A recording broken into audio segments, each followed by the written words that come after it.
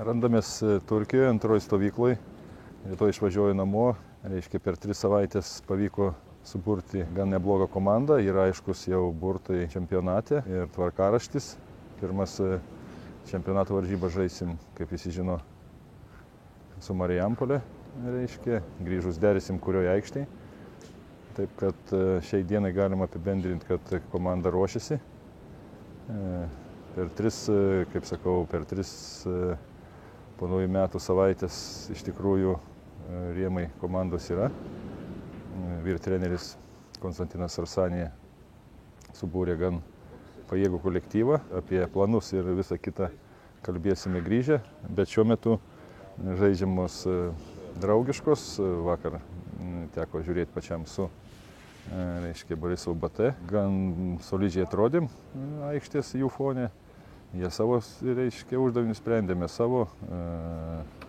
Aišku, kiekvienas paklaus, kol kas nepavyksta įmušti, bet, kaip sakė vyr treneris, nuo šios savaitės pradės daugiau akcentuoti ataką, taip kad šitie klausimai bus sprendžiami. Nėra ko įsigasti. Dar ieškomos, aišku, sudėties variantai, žiūrimi, dar vienas kitas žaidėjas davažiuoja į stovyklą. Ten, kai grįšim, jau bus aišku, kas iš tikrųjų atstovaus pradžiai čempionate ir daugiau mažiau bus aišku rėmai Atlanto. Taip kad šiai dienai galim džiaugtis, kad Atlantas tapo profesionali komanda. Apie uždavinius, apie tikslus komandos anksti kalbėti, bus kalbama preskonferencijų prieš čempionatą, bet šiuo momentu darbas vyksta pilnu tempu, kaip sakyti, nėra ką dadėti. Vyrai dirba užsidegę, kaip visiems sakiau, yra jauniem labai perspektyva, daug jaunų žaidėjų, kuriem atsivėrė durys į didelį futbolą.